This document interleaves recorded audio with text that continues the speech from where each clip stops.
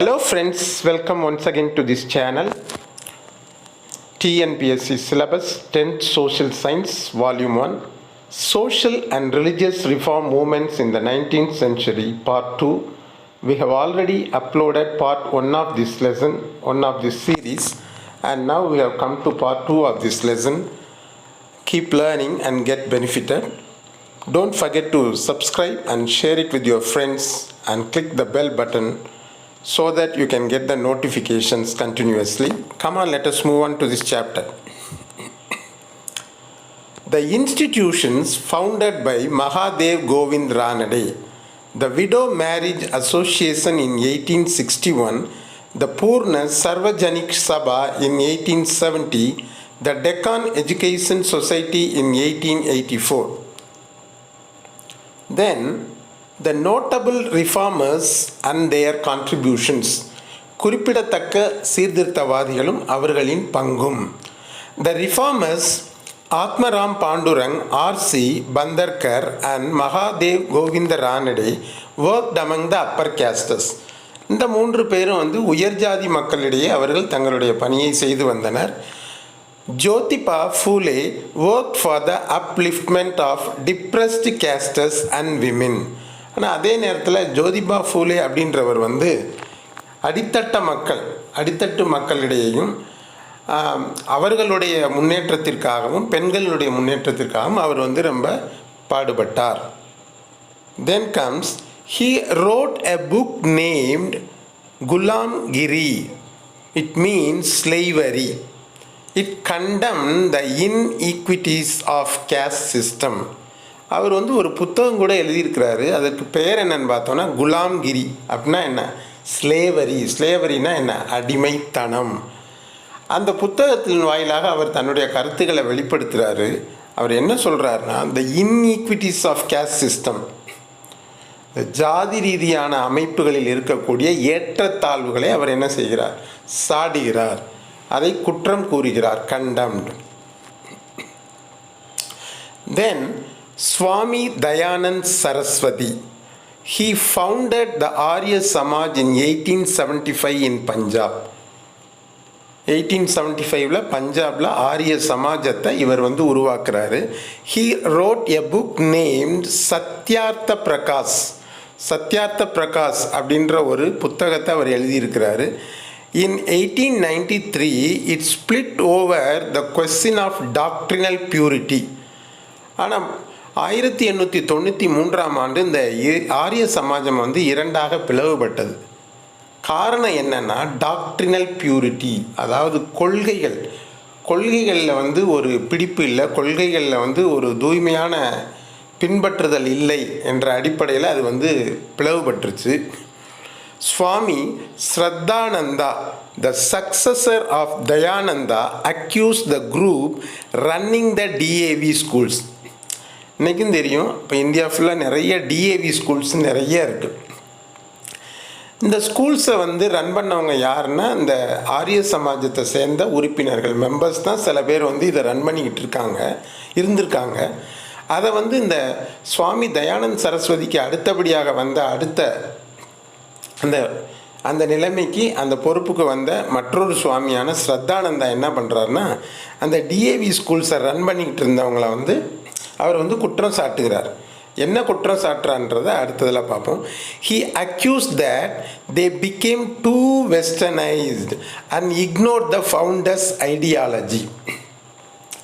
இதை உருவாக்கின சுவாமி தயானந்த சரஸ்வதி அவர்களுடைய கொள்கையே நம்முடைய வேதங்களின் அடிப்படையில், அதாவது இந்திய வேதங்கள், இந்திய மறைநூல்களின் அடிப்படையில் தான் உருவாக்கப்பட்டது அந்த சமாஜம். ஆனால் அந்த டிஏவி ஸ்கூல்ஸ் எல்லாம் பார்த்திங்கன்னா ரொம்ப அந்த மேற்கத்திய பண்பாடுகள், மேற்கத்திய பழக்க வழக்கங்களை பின்பற்ற ஆரம்பிச்சுட்டு கடைசியில் அதை உருவாக்கிய அந்த ஃபவுண்டர், அந்த நிறுவனருடைய கொள்கைகளே அவங்க கொஞ்சம் கொஞ்சமாக அலட்சியப்படுத்த ஆரம்பிச்சிட்டாங்க. அதனால தான் அவர் அவங்கள குற்றம் சாட்டுறார். He established his own network of schools, the Gurukulas, which emphasize the study of Vedas. அதனால் அவர் என்ன பண்ணுறாரு, அவர் தனியாக ஒரு குரூப் ஆஃப் ஸ்கூல்ஸ், ஒரு செயின் ஆஃப் ஸ்கூல்ஸை அவர் நிறுவுறாரு. அதற்கு பெயர் என்னென்னா குருகுலங்கள் அப்படின்ற பேரில் ஆரம்பிக்கிறாரு. அந்த குருகுல கல்வி, அதாவது குருகுலம் என்ற பெயரில் ஆரம்பிக்கப்பட்ட பள்ளிகளில் பார்த்தீங்கன்னா எதுக்கு முக்கியத்துவம் அதிகமாக தரப்பட்டு இருந்ததுன்னா வேதங்களுக்கு முக்கியத்துவம் தந்தாங்க. Then comes Ramakrishna. He was a priest of Dakshineswar near Kolkata. அதாவது கல்கத்தாவுக்கு அருகில் உள்ள தக்ஷிணேஸ்வரம் என்ற ஒரு இடத்தில் உள்ள ஒரு காளி கோயிலில் தான் அவர் ஒரு பூசாரியாக அவர் பணியாற்றி வந்தார். He emphasized on singing bhajans. இப்போ இவர் எதற்கு முக்கியத்துவம் கொடுத்தார்னா பஜனை பாடல்களை பாடுவதற்கு இவர் ரொம்ப முக்கியத்துவம் கொடுத்தாரு. He declared that the manifestations of the divine mother Kali were infinite. manifestationsனா என்ன? அவதாரங்கள். டிவைன் மதர், அந்த தெய்வீக தாய், அதாவது காளியை தான் அவர் சொல்கிறார், தெய்வீக தாய். அந்த காளியினுடைய மேனிஃபெஸ்டேஷன்ஸ், அவதாரங்கள் இன்ஃபைனைட், ஒன்றோ இரண்டோ அல்ல, கணக்கிட முடியாதது, எண்ணில் அடங்காதது அப்படின்னு சொல்கிறார். According to him all religions contain universal elements and lead to salvation. அவரை பொறுத்தளவில் எல்லா மதங்களுமே கண்டெயின் யூனிவர்சல் எலமெண்ட்ஸ்னால் என்ன, ஒரு பொதுவான கருத்துக்களை தான் கொண்டிருக்கின்றன. அது மட்டுமல்லாது எல்லா மதங்களும் மனிதர்களை எங்கு அழைத்து செல்கிறது? ரட்சிப்பு, சால்வேஷன் என்ன, விடுதலை, இந்த பிறவி பயனிலிருந்து விடுதலைக்கு அழைத்து செல்கிறது அப்படின்னு சொல்கிறார். He said Jiva is Shiva, all living beings are god. இங்கே ஜீவானா என்ன? ஜீவன் உள்ள ஒவ்வொரு உயிரும். இஸ் சிவா, சிவம் என்பது வேறொன்றும் இல்லை, ஜீவன் உள்ள எல்லா பொருள்களும் என்னதான்? சிவம்தான். அதாவது எல்லா உயிருள்ள எல்லா பொருட்களுமே கடவுள் தான் அப்படின்ற கருத்தை அவர் முன் வச்சார். Not mercy but service. Service for man must be regarded as god. It was is ideology. இவருடைய கொள்கைகளில் ரொம்ப முக்கியமானது என்னென்னா, நாட் mercy, சும்மா ஐயோ பாவம் அப்படின்னு கருணை காட்டுறது மட்டும் இல்லை, பட் சர்வீஸ், அதை செயல்பாட்டில் செய்யணும், சேவை செய்யணும். யாருக்கு செய்யணும்னா மனிதனுக்கு. சர்வீஸ் ஃபார் மேன், மனிதனுக்கு செய்யும் சேவையே கடவுள் அப்படின்ற கொள்கையை இவர் முன்மொழிந்திருந்தார். Then comes Ramakrishna Mission. Ramakrishna's primary achievement was his ability to attract educated youth. அவருடைய சாதனைகளில் மிகவும் முக்கியமானது, ராமகிருஷ்ணரின் சாதனைகளில் மிகவும் முக்கியமானதுன்னு எடுத்துக்கிட்டோம்னா அது வேறு எதுவும் கிடையாது. அது கற்றறிந்த இளைஞர்கள், கற்ற இளைஞர்களை தன்பால் கவர்ந்து இழுத்ததே ஆகும். கவர்ந்து இழுக்கும் கெப்பாசிட்டி, எபிலிட்டி, திறன் தான் அவருடைய முக்கியமான சாதனையாக இருந்தது. Following the organisational structure of Christian missionaries, Vivekananda establish the Ramakrishna Mission. அதாவது கிறிஸ்தவ மிஷனரிகள் அந்த காலத்தில் பார்த்திங்கன்னா, இந்தியா சுதந்திரம் அடைவதற்கு முன்பும் அதற்கு பின்பும் இங்கே பல காலம் இருந்தாங்க. அவங்க ஒரு ஸ்ட்ரக்சர், ஒரு கட்டமைப்பை வச்சுருந்தாங்க.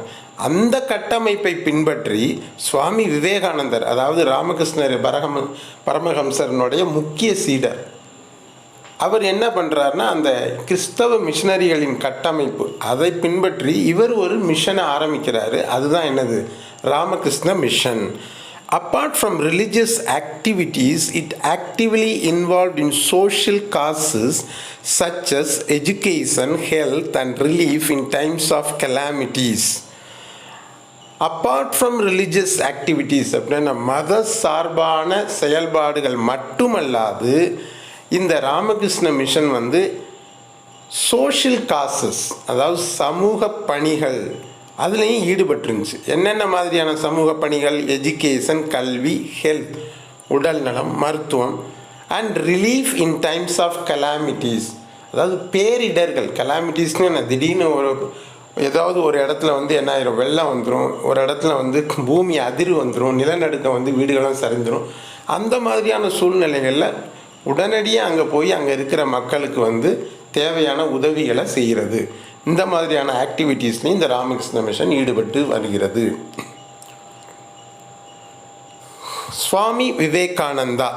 சுவாமி Vivekananda's real name was Narendranath Datta. விவேகானந்தருடைய உண்மையான பெயர், அதாவது அவர்களுடைய பெற்றோர்கள் இட்ட பெயர் என்னென்னா நரேந்திரநாத் தத்தா என்பதாகும். He was the prime follower of Ramakrishna Paramahamsa. Krishna பரமஹம்சரின் பிரைம் ஃபாலோவர்னு அதிமுக்கிய சீடர் அல்லது சீடர் யாருன்னு பார்த்தா இவர் சுவாமி விவேகானந்தர் தான்.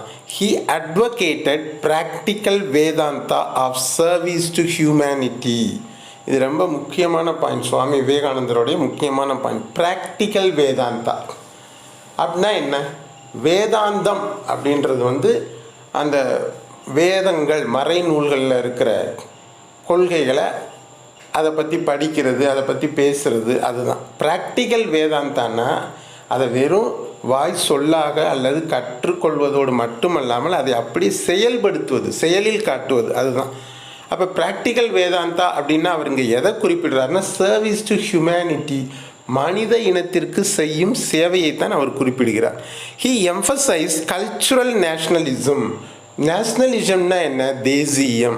எப்படிப்பட்ட தேசியத்தை அவர் வலியுறுத்தினார்னா கல்ச்சுரல், பண்பாட்டு தேசியத்தை அவர் வலியுறுத்தினார். He made a call to Indian youth to regenerate Hindu society.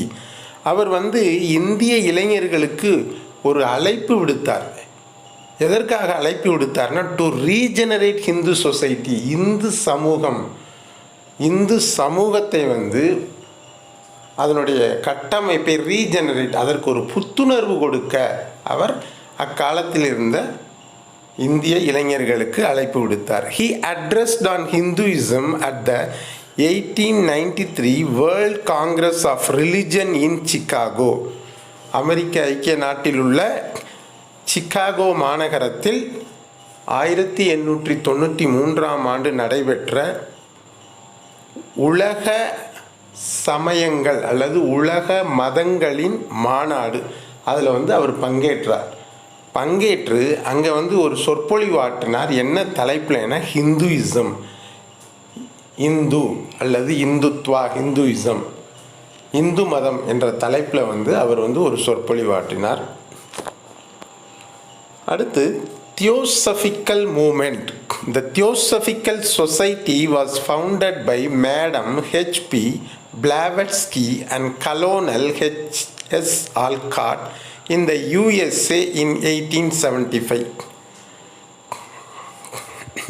இந்த தியோசபிக்கல் சொசைட்டி அப்படின்ற இந்த அமைப்பை 1875 அமெரிக்க ஐக்கிய நாடுகள் யுஎஸ்ஏல மேடம் ஹெச்பி பிளாவட்ஸ்கி என்பவரும் கர்னல் ஹெச்எஸ் ஆல்காட் என்பவரும் இணைந்து இந்த சொசைட்டியை உருவாக்குறாங்க. Later it was shifted to India at Adyar, Chennai in 1886. 1886 அந்த தியோசபிக்கல் சொசைட்டியினுடைய அந்த தலைமையகம் அமெரிக்காவிலிருந்து இந்தியாவில் உள்ள, அது சென்னையில் உள்ள அடையார் என்னும் இடத்திற்கு அது என்ன செய்யப்படுகிறது, மாற்றப்படுகிறது. It stimulated the study of Upanishads and the Bhagavad Gita. இப்போ இந்த தியோசபிக்கல் சொசைட்டி இவங்களுடைய இந்த இயக்கமானது எதை ஸ்டிமுலேட் பண்ணுச்சு அப்படின்னு பார்த்தா, என்ன விதமான ஒரு உத்வேகத்தை மக்களிடையே ஏற்படுத்தியது என்றால் உபநிடதங்களையும் பகவத்கீதையையும் படிக்கக்கூடிய ஒரு உத்வேகத்தை மக்கள் மத்தியில் ஏற்படுத்தியது. It played an important role in the revival of Buddhism in India. அது மட்டுமல்லாது இந்தியாவில் புத்த மதம், ரிவைவல்னா என்ன, மீண்டும் தலை தோங்குதல், மீண்டும் புத்துணர்வு பெறுதலுக்கு இந்த தியோசபிக்கல் சொசைட்டி ஒரு முக்கிய காரணமாக இருந்தது. கான்ட்ரிபியூஷன் ஆஃப் அன்னி பெசன்ட் அம்மையார் அவர்களுடைய பங்கு. The theosophical movement became further popular under the presidentship of Annie Besant. ஏற்கனவே மக்கள் மத்தியில் இந்த தியோசபிக்கல் மூமெண்ட், இந்த இயக்கமானது பெருமதிப்பையும் புகழையும் பெற்றிருந்தது. ஆனால் அன்னி பெசன்ட் அம்மையார் அவர்களுடைய தலைமையின் கீழ் வந்ததன் பிறகு மேலும் அதன் புகழ் ஓங்கத் தொடங்கியது. She played a role in Indian politics and formed the Home Rule League. அவங்க அன்னி பெசன்ட் வந்து என்ன பண்ணாங்கன்னா இந்திய அரசியலில் வந்து ஒரு முக்கிய பங்காற்றினாங்க. பங்காற்றி அவங்க என்ன பண்ணுறாங்கன்னா ஒரு இயக்கத்தை அவங்க தோற்றுவிக்கிறாங்க. அதுக்கு பேர் என்னென்னா ஹோம் ரூல் இயக்கம் அல்லது தமிழில் தன்னாட்சி இயக்கம் அப்படின்ற ஒரு அமைப்பை உருவாக்குறாங்க. She spread the theosophical ideas through her newspapers New India and Commonweal. அவங்க வந்து அவங்களுடைய அந்த தியோசபிக்கல் ஐடியாஸ் கொள்கைகளை அவர்கள் உருவாக்கிய செய்தித்தாட்கள், 2 செய்தித்தாட்கள், ஒன்று வந்து நியூ இந்தியா மற்றும் காமன்வீல் என்ற 2 செய்தித்தாள்கள் மூலமாக அவங்களுடைய கருத்துக்களை வந்து அதாவது தியோசபிக்கல் ஐடியாஸ் அந்த சொசைட்டியினுடைய கருத்துக்களை பரப்புனாங்க. Jyotiba Govindrao Phule was born in 1827 in Maharashtra. Maharashtra மாநிலத்தில் 1827ஆம் ஆண்டு இந்த ஜோதிபா கோவிந்தராவ் ஃபூலே என்பவர் பிறந்தார். He was known as the earliest leader of the non-Brahmin movement. அந்த காலத்தில் பார்த்தோன்னா அதாவது பிராமணர்கள் வந்து எல்லா காரியங்களையும் அதாவது தொழிலாகட்டும் சரி இல்லை சமூகத்துலேயும் சரி அவங்க தான் வந்து டாமினேட் பண்ணிக்கிட்டு இருந்தாங்க. அப்போ அதை எதிர்த்து வந்து மற்ற இனத்தவர்கள்லாம் வந்து பிராமணர் அல்லாத இயக்கம் அப்படின்னு ஒரு இயக்கத்தை ஏற்படுத்தினாங்க. அது தமிழ்நாட்டிலையும் நடந்துச்சு. அந்த மாதிரியான பிராமணர் அல்லாத இயக்கங்களினுடைய பண்டைய கால தலைவர், எர்லியஸ்ட் லீடர் அப்படின்னா என்னது, ஆரம்பகால துவக்க கால தலைவர் தான் யார், ஜோதிபா ஃபூலே என்பவர். அப்படிப்பட்ட துவக்க கால தலைவராக கருதப்படுகிறார். He opened the first school for untouchables in 1852 in Pune.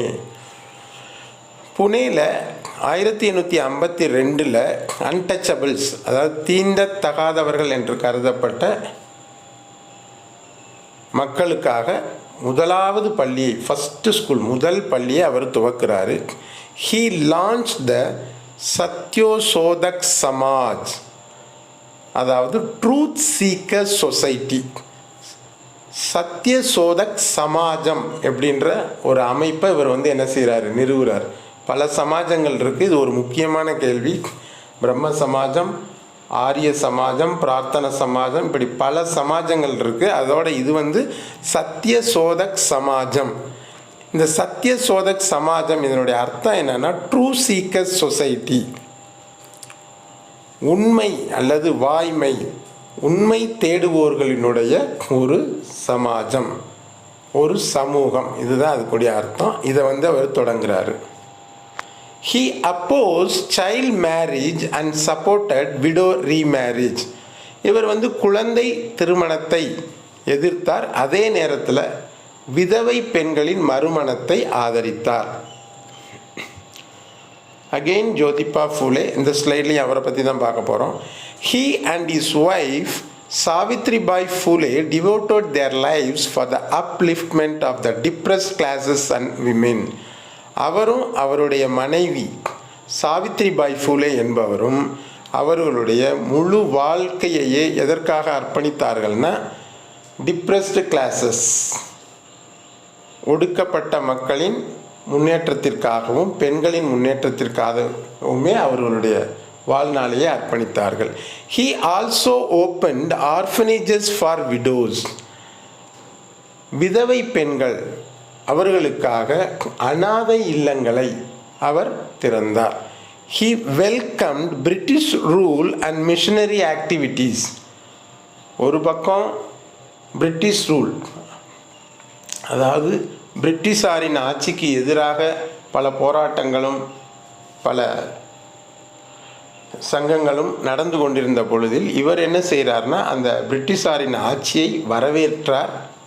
அதை மட்டுமல்லாமல் மிஷினரி ஆக்டிவிட்டீஸ், கிறிஸ்தவ மிஷினரிகள் வந்து அந்த காலத்தில் வந்து இந்தியாவில் கிறிஸ்தவ மதத்தை பரப்பிக்கிட்டு இருந்தாங்க, அதையும் இவர் ஆதரித்தார். His work Gulamgiri, slavery, portrays many of his ideas. இவருடைய ஒர்க், அதாவது இவர் எழுதிய புத்தகமான குலாம்கிரி, அதாவது ஸ்லேவரி, அடிமைத்தனம் என்ற இந்த புத்தகம் அவருடைய கருத்துக்களை என்ன செய்கிறது, படம் பிடித்து காட்டுகிறது. போர்ட்ரைட்ஸ்னால் என்ன, நமக்கு படம் பிடித்து காட்டுகிறது. Next one is Narayana Guru. He hail from Kerala. இவர் கேரளாவில் வாழ்ந்த ஒரு சமூக சீர்திருத்தவாதி. He set up the Shri Narayana Dharma Paripalana Yogam for the upliftment of the depressed classes.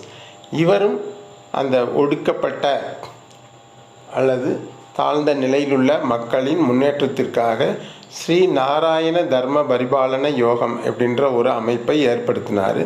He established a temple at Aruvippuram and dedicated it to all. இவர் கேரளாவில் உள்ள அருவிபுரம் என்ற ஒரு இடத்துல ஒரு கோயிலை கட்டி அதை எல்லாருக்காகவும் டெடிகேட் பண்ணுறார். ஏன்னா அந்த காலத்தில் கோவில் நுழைவு, அதாவது ஆலய நுழைவு என்பது ஒரு சாராருக்கு மறுக்கப்பட்டு இருந்தது. அதாவது தாழ்ந்த இனத்தில் பிறந்தோர்கள் ஆலயத்துக்குள்ளே பிரவேசிக்க முடியாது. அப்படி இருந்த காலகட்டத்தில் இவர் சொந்தமாக ஒரு கோயிலை கட்டி அதை எல்லா மக்களுக்காகவும் என்ன செய்கிறார், டெடிகேட் பண்ணினார். He worked for the upliftment of the ஈலவாஸ். இப்போ கேரளாவில் ஒரு இனம் இருக்குது, ஒரு ஜாதி இருக்குது, அதாவது ஈழவர்கள் அப்படின்னு சொல்லுவாங்க. அவர்களுடைய முன்னேற்றத்திற்காக இவர் பாடுபட்டார். Kumaran Asan and doctor Palpu carried forward the movement. இப்போ இந்த நாராயணகுரு அவர்களுக்கு அடுத்து குமரன் ஆசான் என்பவரும் டாக்டர் பால்பு அப்படின்றவரும் இந்த இயக்கத்தினை வழிநடத்தி சென்றார்கள். Then comes Ayyan Kali. He also hailed from Kerala. He was born in Venganoor. Spelling மிஸ்டேக்காக இருக்குது பார்த்துக்கோங்க. born BORN in Venganur in Thiruvananthapuram. திருவனந்தபுரத்தில் உள்ள அல்லது அருகாமையில் உள்ள வெங்கனூர் என்ற ஊரில் அவர் பிறந்தார். He challenged many caste conventions such as clothing style.